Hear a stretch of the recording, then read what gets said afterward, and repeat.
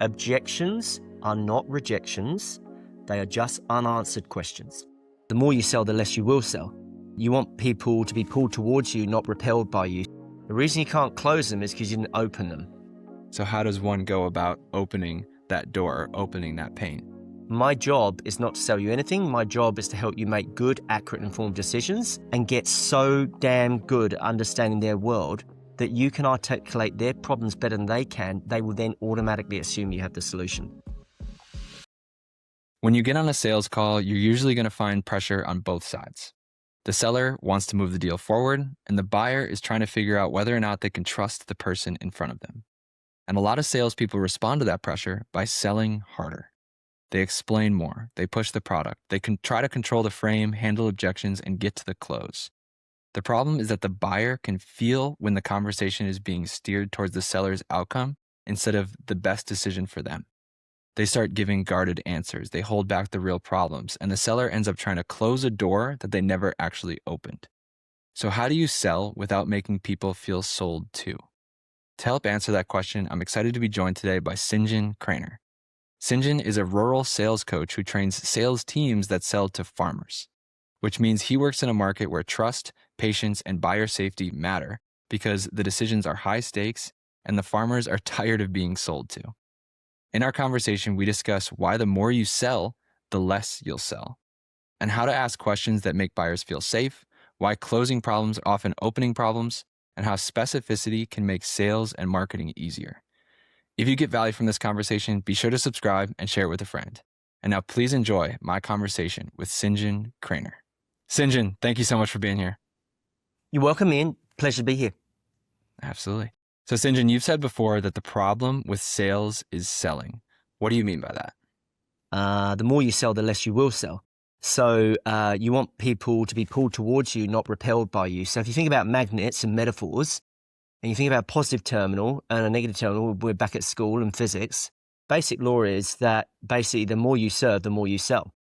But if you sell, that's a negative, and people don't like salespeople because they don't feel safe with salespeople. So there's two negatives which repulse someone versus the opposites, the polar opposites, which is being positive, which is serving, and then attracting what is perceived as negative, which is a sale. So I kind of often use a magnetic metaphor. I like it. So what does selling look like? And then we'll contrast that later with what serving looks like. Selling isn't about selling. Selling is actually about buying, and buying is about deciding. So if you want to get really good at sales, you've got to get really good at human behavior and psychology and human decision-making. It's the laws of human nature. So your Robert Greens, your Dan Pinks, your Dan Ariely's, all those kind of guys, Danny Carmen, all those kind of guys. So the more you serve, the more you sell. Like we call it serve to sell. That's our methodology. And obviously I train people that sell to farmers, guys that sell grain or machinery or fertile or feed. And farmers are very oversold to because everyone sees them with big farms and lots of assets. So you have to tread very, very carefully, and you need to sell very softly and very non-assumptively. And the problem I find, particularly my North American clients, is they get some very happy, clappy sales trainers that teach them to sell too hard. So what we do is we teach you to sell slow so you sell fast. And that means, and I know I'm throwing a lot right at the listeners straight away, but I want to give them as much value, is you need to stop selling and you need to start serving. And when you do that, you make your buyer feel safe. And you do that, then you're going to make a lot more sales, and we can unpack that more. Yeah, absolutely. I would love to. I think just to kind of really make sure that the picture is clear for the listener, Sure. Selling is like you have this thing, you're going to do whatever you can to get this person to buy it, right? You're going to just talk about this thing.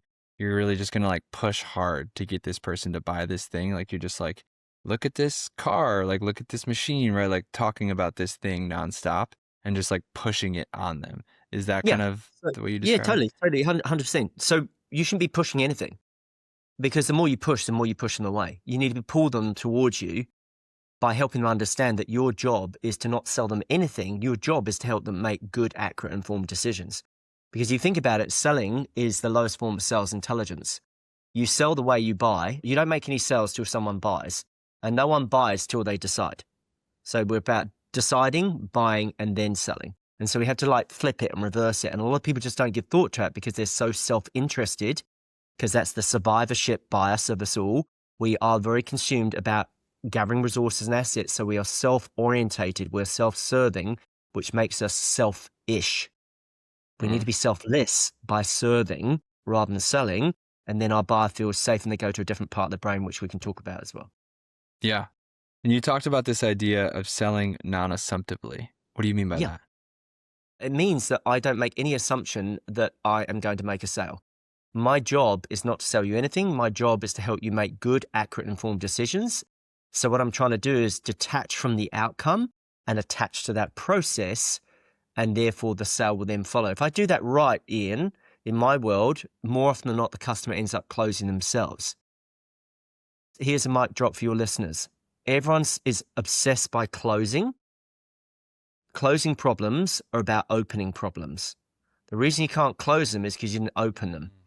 You've got a door behind you and it's closed. If I ask you to close that door, it's a physical impossibility for you to close that door. The only way you can close that door is by keeping it open, and the only way you keep something open is by keeping it safe.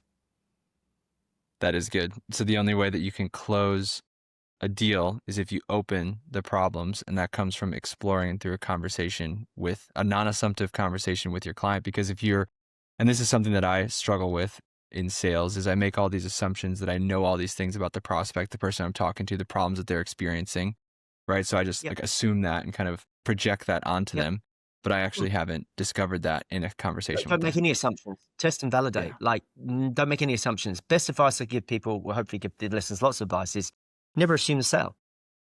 You don't know if they're going to buy or not. Your job is to help them decide if you can help them with the product, service, or course that you have or program.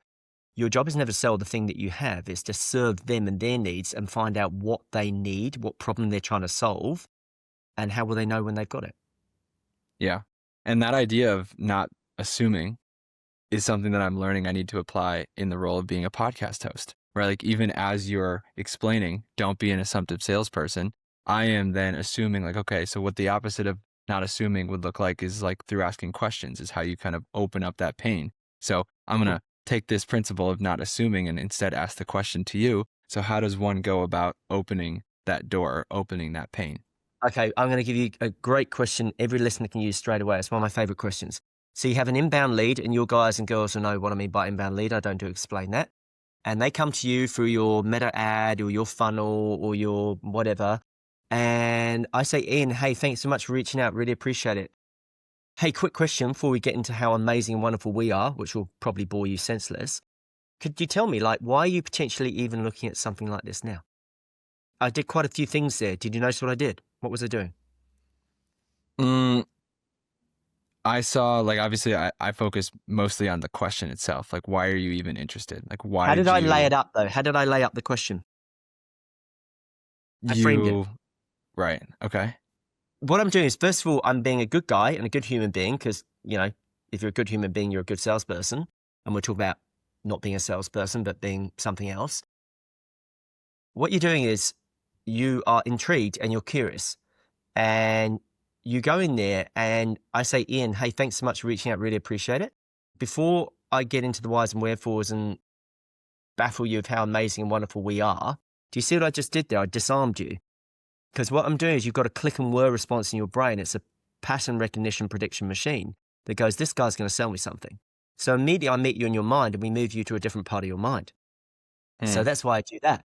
And then I say, hey, so tell me, and then I ask permission, like a good chat show host does before they ask their questions. Hey, Ian, tell me, why are you potentially even looking at something like this now? If you listen to how I said it, it was very curious. It was very soft and it was very non-assumptive. There's a lot of psychology in that question, which the word potentially signals a lot of non-assumption and it keeps your buyer safe and it puts them to the right part of the brain.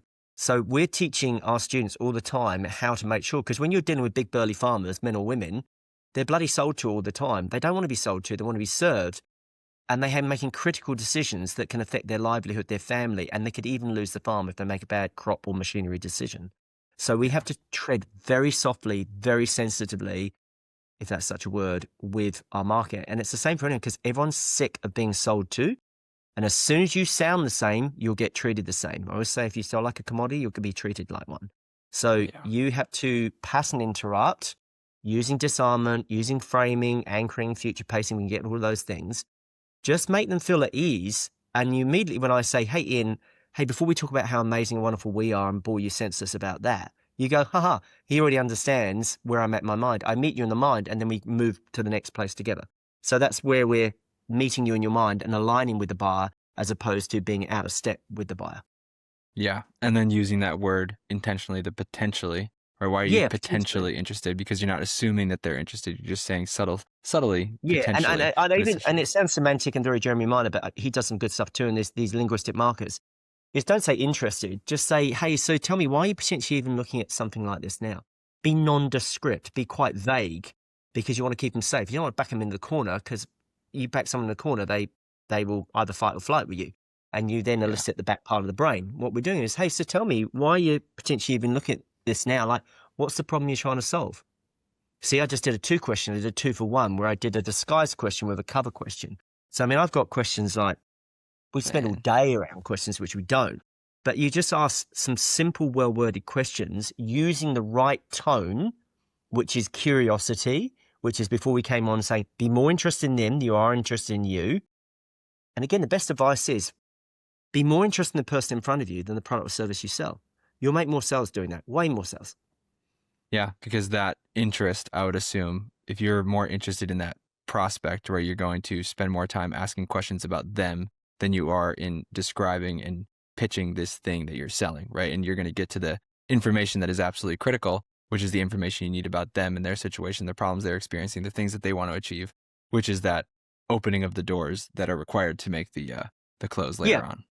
So what happens is, some of your listeners might have been trained, and with all good intent, and they might have been trained by, right, hey, Ian, I've got 15 minutes before my next call. The purpose of our call, and they're already controlling the frame, is to find out if we can help you and if we're a good fit or not. Is that okay? There's nothing wrong with that. But the problem is you're already talking about your needs, not theirs. And so I think sometimes that gets what I call a back of brain amygdala type response. So Ian, what I'm going to do is I'm not going to force you through a kind of like rigid process where we tick all the boxes. Really, the whole purpose of this call is to find out if we can help you or not. So I'm going to ask you a couple of questions.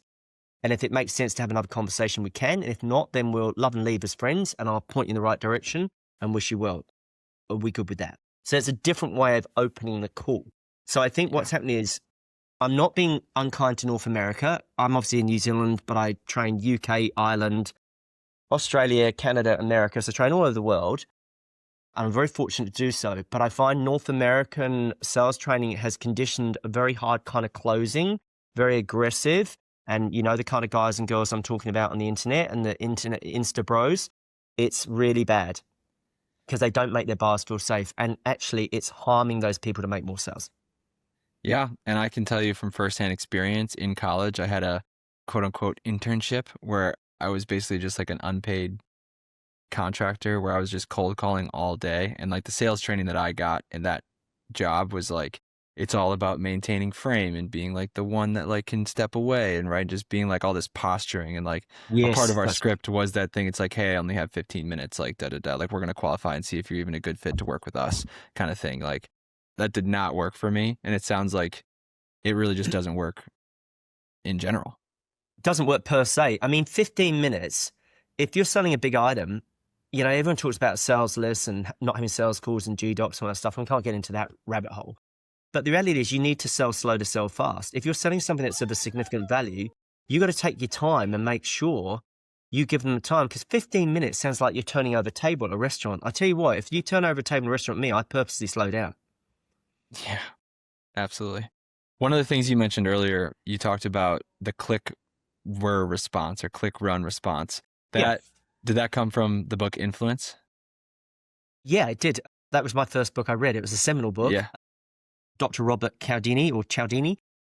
It was the first book I read on human behavior, and that opened me up to all the wonderful books that are behind me now. It is a click and word response, but what more and more I learned about the brain, and Thinking Fast, Thinking Slow is a beautiful, beautiful book to read about human behavior. If you asked me about another book that was seminal for me, Thinking Fast, Thinking Slow by Danny Kahneman. He won a Nobel Peace Prize for that work. He was the only behavioral economist of his time to win that prize. And the click and word is, the brain is a pattern recognition prediction machine. So the brain always wants to know what's happening next, because it ensures our survival. So if they don't know what's happening next, this is why I ask permission to ask one of my questions so you are ready to respond so I don't stun or surprise you and put you in the back of your brain. So I say, Ian, so tell me, could I ask another question around? And then I ask the question. Or when you said around keyword, could you help me understand that a bit better? So I'm always signaling not only respect, but true intent to serve, not to sell. So what I'm trying to do is make sure I break the pattern that your brain is trying to pick up, because you're going, this guy's going to be a sales guy. 95% of people I meet sell to me, and I'm sick of being sold to. So don't sell them, serve them, and be different, and they'll treat you differently. So that click and whir thing, you've got to break it, because it's just a survival mechanism. It happens in milliseconds. You know, we do it with job interviews. You know, we make up a mind on people within the first 30 seconds. Yeah. Random thing to bring up, but it like that click whir response, autonomous nervous system, just automatic, you know, just things happening in the brain actually really impacts memory too, which is like a fun little nugget that I'll share. But, you know, 90% of the time, our brains are just running on autopilot, not really capturing any of the information that we're taking in. We remember things when they kind of break the patterns of what we're used to. That's why, like, you can drive from home to work every single day, right, and not have any memory of it. Like, you can be completely checked out because it's just your brain is running on autopilot and it's trying to save energy, right? It's trying to save as much energy as it can. So it just runs on that automatic system for as long as possible. And there's a really fascinating podcast by Andrew Huberman all about memory. And that just like blew my mind. It's like, yeah. Well, if we want to get real funky, I mean, that's actually Dr. Robert Cialdini's stuff. Sorry, Danny Carmen, Thinking Fast, Thinking Slow. So we basically got system 1, system 2 brain that you're talking about. So basically our brains actually run on 95% autopilot. So it's really, really hard. And so what happens is the brain detects difference. I'll say it again. The brain only detects difference. When you think about marketing, infinite scroll, all the noise, all the Instagram, everything else, if it's different, I hook curiosity, intrigue, they might stop and watch it. But of course, you've only got about 3 seconds to hook them in or not.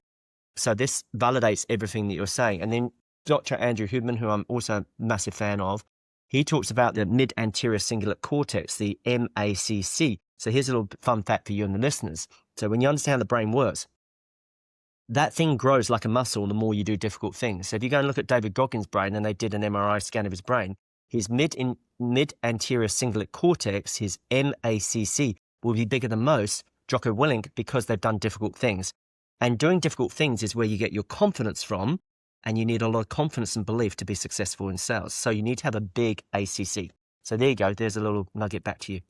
I love it. I love it. So obviously learn all this neuroscience, learn how people work in psychology and that stuff, and then go do hard things, right? That's some 2 uncommon pieces of advice on how to become a better salesperson. I love it. And another anecdote that I'll add about where confidence comes from is another line that I've taken. I think this is from Ed Milet originally, but I have this written down all over my place. But it's confidence comes from keeping the promises that you make with yourself. 100%. But I think yeah. And I think 100%. a part of that is like, you're going to make this promise that you're going to do this thing. And then, you know, the MACC probably grows when you do that. But yeah, it's another little anecdote. You got it. I mean, these are just wonderful things that you're sharing with the listeners. So what happens is I talk about a psychological contract. And psychological contract is what we talk about is the standards that you set for yourself. You have an inbuilt standard, like a spirit level, not spirit as in woo-woo, but like you have a standard. And when you violate the standard you set for yourself, you feel shame. So it's like when you don't win a deal, it's because you didn't plan or prepare for the call, or you didn't ask the questions, or you didn't record the call and then de-analyze the call with AI or whatever tool you use. So what happens is you feel shame self. So you say, I'm going to go for that run, or I'm going to go to the gym, or I am going to read that book from John C. Maxwell like I did this morning before the kids get up. You make sure you don't break the promises you make to yourself, because you actually self-harm in a psychological sense, because you break that psychological contract. So you end down at shame self, not future self. We don't want shame self. You don't win there. You win in future self by doing the things that you need to do. And Hormozy and all the other guys that we all love here, that a lot of people will be familiar and follow, he says, just do the damn reps. Just do the work. Do what needs to be done. And if you just do what you know needs to be done, you will literally be in the top 10%. Yeah, easily, right? Like, you know, that's not the issue that exists in the world. Is there's no lack of understanding of what you need to do or what we need to do. It's just the lack of actually executing and doing it for long enough to achieve the result. And like, that's the messy middle where it's just the hard part is in the actually doing it and having the patience to stick with it long enough to achieve the result, whatever you're Yeah, I mean, I've been striving doing to this do. I've been almost doing this for 10 years, formally and informally for 20. The business is 13 years old. I've been properly doing it for 10. We're only really just starting to sort of hockey stick now. You know, we're starting to get into a good position where we're known, we're an expert, we're niche, we're, you know, beginning to be known for that. But it's taken a lot of time. But I could have given up several times. There's several times where I couldn't even pay the mortgage, you know, and it frightened me. And, you know, sleepless nights and all those things. But that's an entrepreneur's journey. You know, where there's risk, there's Yeah. reward. Yeah. What do you think you were lacking in those moments where things got really tight? You almost missed payments on your mortgage that you know now. Like what did you pick up and learn from those experiences where, because I've had the same thing happening with me with this new business, right? Like I'm starting this new business off. I've had months where like things were really tight. And Mm-hmm. yeah, I don't know, in your own journey, like what were you missing then in that moment where things weren't working out that you fixed today? Great question. I didn't have perpetual lead generation. I didn't have predictable, reliable, and predictable way of generating leads. So what was happening is I was oscillating. So I was really busy working on the business I got and then not spending enough time getting new business. And so I was trying to do it all on my own. And that's very frightening because I had 3 kids under 5, massive mortgage, about just under 750,000 mortgage at the time. Really, really frightening. I'd put a lot of risk on. I'd left a job that was paying almost $250,000 because I was a good sales guy. And I jumped from a skyscraper to a bungalow, and it was scary. And it was really, really scary. And what I did is I realized that when I was in those tight situations, I hadn't surrounded myself with enough options and a perpetual pipeline. I hadn't been prospecting enough. I got busy on the business, not in the business, cliches aside, and I oscillated. So I was so busy working on the business I got, I forgot to then go and canvas and prospect. And it wasn't until I put a new lead generation system in place, that system where I then was able to go, it's okay, I've got other leads and other prospects that are coming in.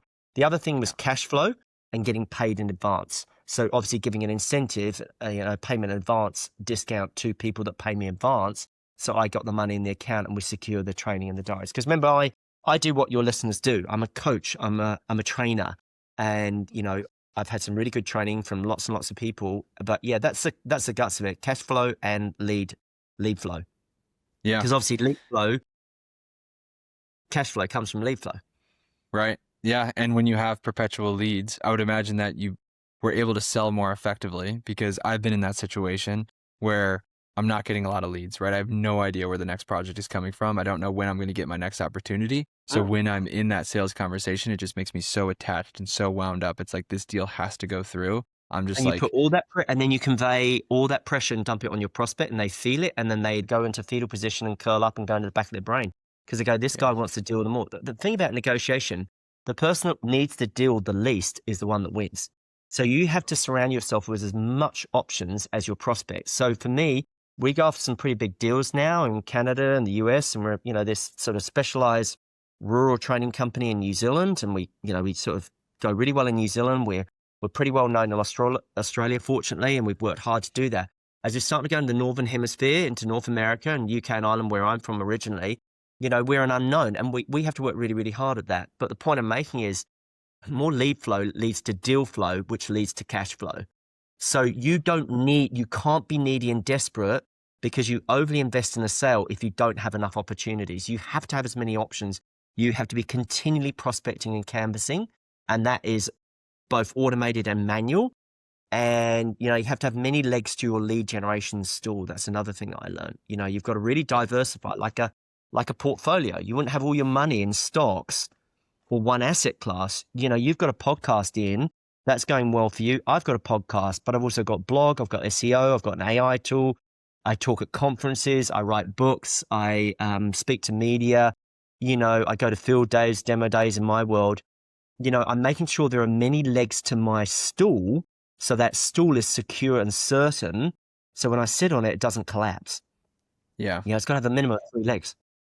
yeah. That's interesting, because I 100% understand that idea, right? Having many different channels where you're bringing in leads. But then you listen to somebody like Alex Hormozy, he talks about like one product, one channel, one niche into like $1 million, right? Like he talks Yeah. about like, and then you can add like your second. But he's really disciplined on like focusing on one channel and only having one means of generating. I'm not sure. Obviously, I haven't had the chance to talk to him and ask it in this question directly on like how seriously he takes that. Because I know obviously in his business now today, they're using literally every possible channel to generate Mm. leads. But what do you think about that? Like the balance between like, okay, when you're on the road to that first $1 million, should you really just be focusing on just maximizing and optimizing one channel for your lead Okay. generation? So I'm probably Or going to say something that's controversial, which probably goes against the grain of what the good work that Alex and Layla do. Okay. So I think you need to have 3 legs to your stool. I don't think you have one. If you've only got one, it's a pogo stick. I don't sit on pogo sticks because they fall over. I need certainty and security and stability when it comes to lead generation. So I want 3 legs, and then I become a bloody octopus when I've got the resources. So find out what your first leg is, then the second, then the third, and then grow a 4th, a 5th, a 6th, 7th, 8th. We've probably got 8, 9, 10 legs to our stool now. But you're right. They are right only when you get to a certain number. So the problem is if you're like Meta ads or Insta or whatever else, as soon as they shut down your account, if you haven't got those emails, you're done. Like we've got a really, really big farming group here called New Zealand Farming. It's got 120,000 people in the group, but they've got bugger all emails. So if they shut it down and Meta in their wise wisdom goes, oh, you said something that was wrong or hate speech or God forbid, they'll shut it down. They've lost their whole membership, their whole community. So I don't think you should have one. You should have 3. And I just use the metaphor of a stool. You've got to sit on a stool. It's got to be secure and certain and stable. Why would you not do that for your business? You wouldn't put all your money in one asset class when you're investing, but you don't spread it so far across that you're distracted. Because, I mean, I'm really enjoying this conversation because hopefully it's useful. It's like, there's always shiny things. There's always something else, and the TikTok and this, and then the new platform, and then the Grok or the Gemini or the Chat GPT ads and everything else. Master a few things really, really well rather than one thing, and then graduate and then move, because those 3 legs will get you. I can tell you what our 3 legs are because you might be interested. In our world, it's the podcast, a weekly freaking email, and our meta ads. It's all 3. If I relied on meta ads, we've had our account shut down twice for whatever reason, and it's a nightmare to get it done up. It's ridiculous. I've got no diversification. It's a risk mitigation thing. So a podcast is really good. But the best one? The first one I started was with a weekly email, just a simple text only, not Starburst, not MailChimp, where it looked like a sales email. It was just a serve to sell educational based content email. I cannot tell you how much money that's weekly emails. I've been sending that email for 13 years, religiously every Tuesday morning. And it's made me a lot of money because your email list is everything. Like your list is your lifeline. Absolutely. And that's, another problem when you rely strictly on those channels like Meta ads or Instagram, Facebook, any of these social media platforms. If that is where you engage with and communicate with your audience only, like you could lose that overnight, right? You could just lose your whole account. You don't own that. You don't own it. Yeah. You own your list. Your list is in terms of your business valuation or multiple. They're going to look at your list. How big's your list? I mean, we're very niche, right?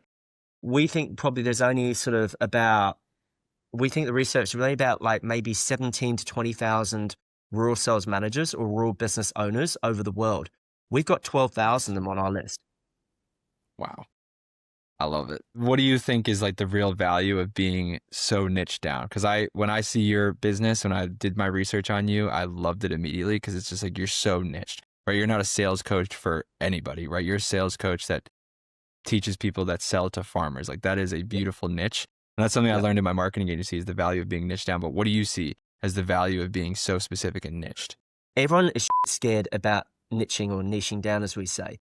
I say, do you want to be the general practitioner? Do you want to be the GP or do you want to be the specialist? I'd rather be the cardiologist that has a waiting room of people queuing to see me, and I charge a premium because I'm really good at what I do because I'm a specialist. When you go to a GP or a doctor, normally they're guessing. They're generic. That's why we call them general practitioners. A specialist is often referred. You need to work really, really hard, and don't worry. Like Alex spoke to you about, is like choose one niche, one avatar, one ICP, and get so damn good at understanding their world that you can articulate their problems better than they can. They will then automatically assume you have the solution. So you are being sought after. You're not seeking.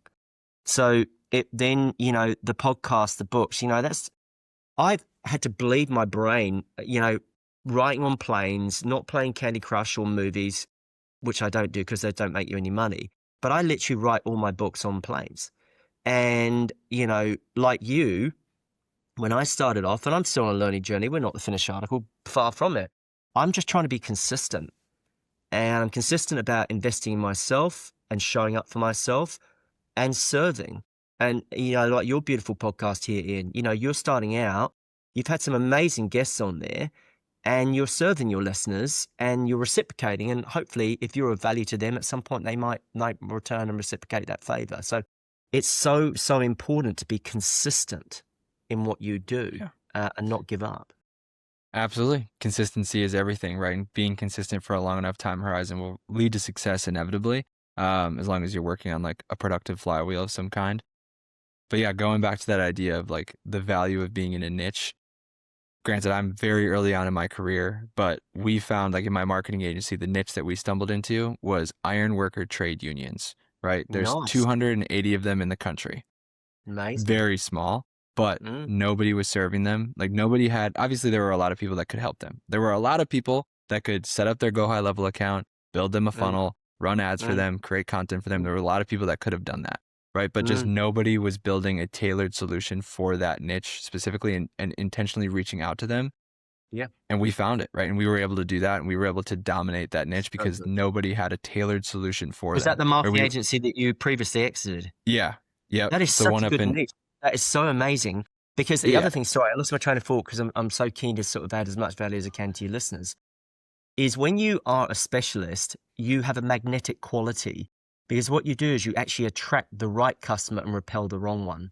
And that's the importance of positioning. It's not branding, it's positioning. Branding is cosmetic, positioning is strategic. So what I mean by that is don't worry about all your colors and your logos and everything else. Get really good on your positioning because the first job is to repel the wrong customers and the second job is to attract the right ones. We all forget the first job, but we always think of the second one. So get your positioning right strategically. And then what happens is when you start writing your emails, your blogs, your Facebooks, your Instas, your Reels, your carousels, whatever, you are literally talking to them and meeting them in their mind. You know, when I write emails, success sounds like I get an email from somewhere like in Saskatchewan or Wisconsin. And I go, have you been listening to us? Were you in our sales meeting yesterday? And that means that I know I'm doing the right thing because I turn up to conference at the Agritech conference in Australia. Go, you're the only email we read each week and don't unsubscribe to because every week you say something that pokes the bear and it connects, as Robert Collier talks about, the old copywriter. You got to study the old copywriters. Robert Collier says this beautiful quote. He says, you must connect with the conversation happening in your customer's head. And that is really good advice. And you've now got all these beautiful AI tools, but please do not use your AI slop.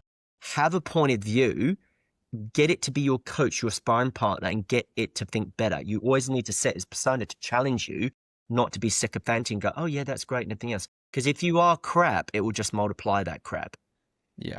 I work with AI now, right? And you have to have the seed of your own unique idea. And then, you need to prompt it, right? The red teaming prompt, the high signal direct communication prompt if you're going to use AI. But the niching down makes everything so much easier because you are just focused on serving one very specific type of person. And then that informs, okay, what do we say in our ads? Well, we are speaking directly to this person. We know exactly what their problem is. And then you get to work with the same type of customer over and over and over again. And they all start to describe the problems they're experiencing in the same way, using the same language. And then you can use that in your marketing. And that's going to resonate more clearly with them. And that idea of you must connect with the conversation that's happening with your prospect head is beautifully said. It rhymes a lot with Hormozi's idea of whoever can articulate the pain that their prospect is experiencing more clearly is going to be the one that is most likely to win the deal. This is where he's got that from. It's his translation. He's very, very well read.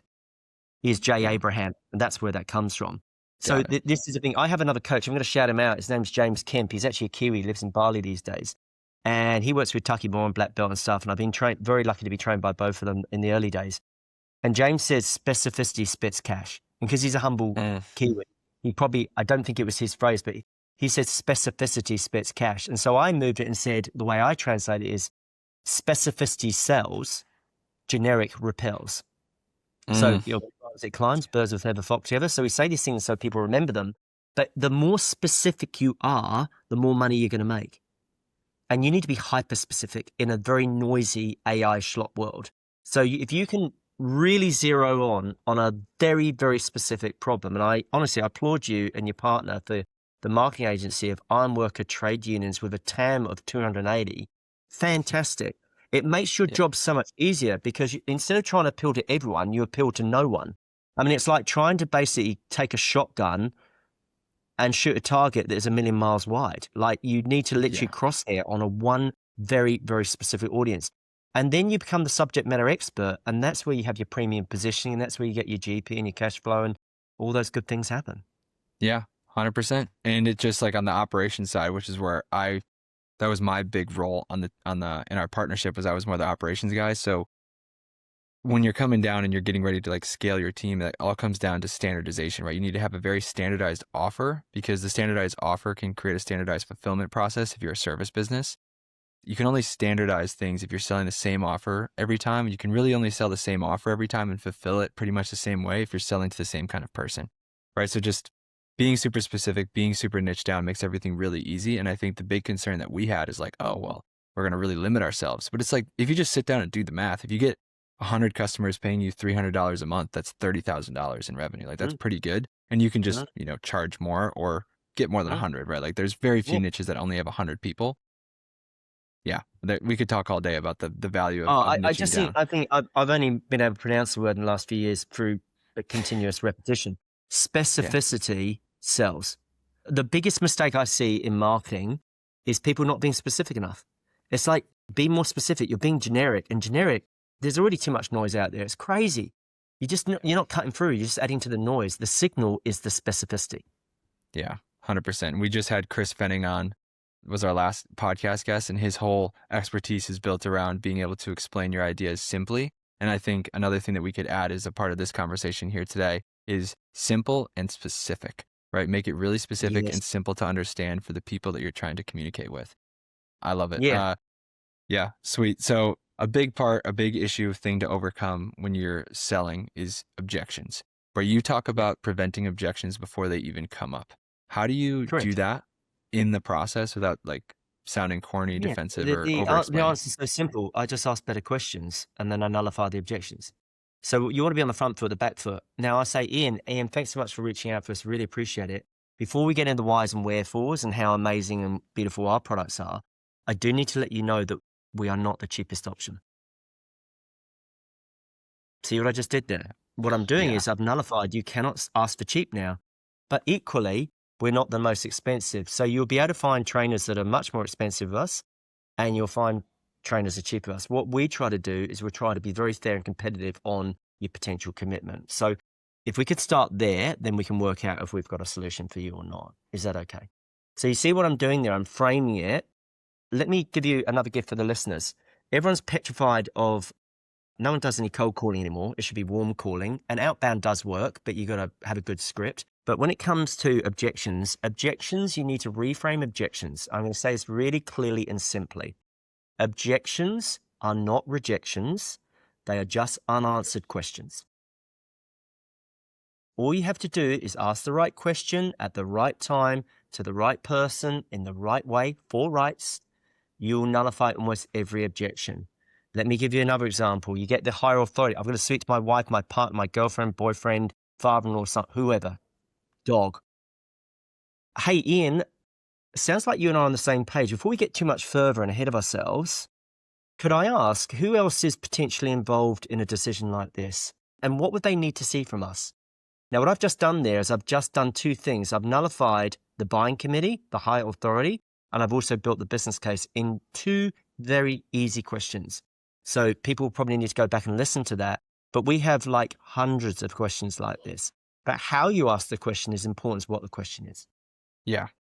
And would you say the only way to get good at how you ask, because that is so important, right? That's important in sales, and it's also important in content creation, right? It's like you could have an amazing script for awesome video, but if you say it in a completely monotone way, like it's not going to resonate with anybody. But when it comes to sales, is there any way to develop the how you say it other than just reps? Yeah. Hat tip to Jeremy Miner. I think he does a really good job, and he's very, very good at what he does. And he talks about different tones. I only have one tone. It's not monotone. It's curiosity. Curiosity is the tonic to tone. So the more curious you are, the more money you make, because curiosity opens doors and criticism closes them. Don't force people down a funnel or make it difficult. Be a good human being. Lean in, be curious. Detach yourself from the outcome, attach yourself in process, ask them. So when you heard the questions, I asked them with such a curious tone because I'm genuinely interested in you. And then you feel that, you sense that, because feelings are very important in sales, right? How you make people feel.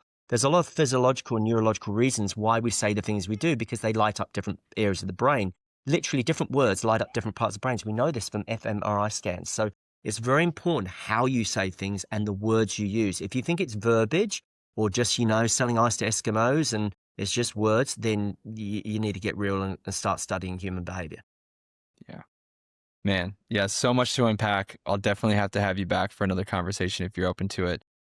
Sure. But before I get to my last question, a recurring question I ask every guest, Sinjin, how can people get in touch with you?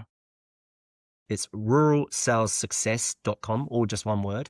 And in there are books, podcasts, all the bits and bobs. If you want to jump on my email, see how I do it, or the books or the funnels, just go for it. And if you are, by chance, a rural business owner or a rural sales manager whose team isn't performing, then we'd love to help. Absolutely. So ruralsalessuccess.com. We'll have the link to that and all of your social media platforms in the description. So go check that out. Sinjin, my final question is a recurring question that I ask all of my guests. If you had a giant billboard that everyone in the world could see for 10 seconds, what would it say and why? Stop selling and be consistent. Yeah. And I think stop selling and be consistent. And I think the why behind that is pretty evident in the last 40 minutes of this podcast. So if you need the explanation, go back, restart this one. But Sinjin, thank you so much for the time. You're welcome, Em. I really enjoyed it. Thank you for listening. The main thing I'm taking away from my conversation with Sinjin is, as a salesperson, you should approach your sales conversations as an opportunity to help somebody make a better decision. That sounds simple, but it changes the whole job of you as the seller.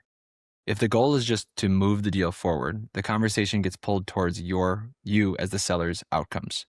And the buyer can feel that, and they start protecting themselves in conversations with you. They give safer answers and hold back the real problems. And then you as the seller end up trying to close something that never really opened, right? You need to open the doors of pain before you can close the deal. But when the conversation is built around and you come in with the frame of just trying to help the buyer think clearly, the seller has to slow down. You ask better questions, and you can make it a safe environment where the truth can come out. That is where selling really starts to become less about pressure and more about responsibility and trust. If you want to get connected with Sinjin, you can find his website, podcast, and LinkedIn in the description of this episode. And if you run a coaching program, course, or have a book, and you want to make it easier for your clients to get results, download the free Program Execution System Toolkit in the description. It'll show you how to install what I call execution infrastructure, which guides your clients through the work that you assign them to do, making it easier for them to get results. Thank you for listening, and I'll see you in the next one.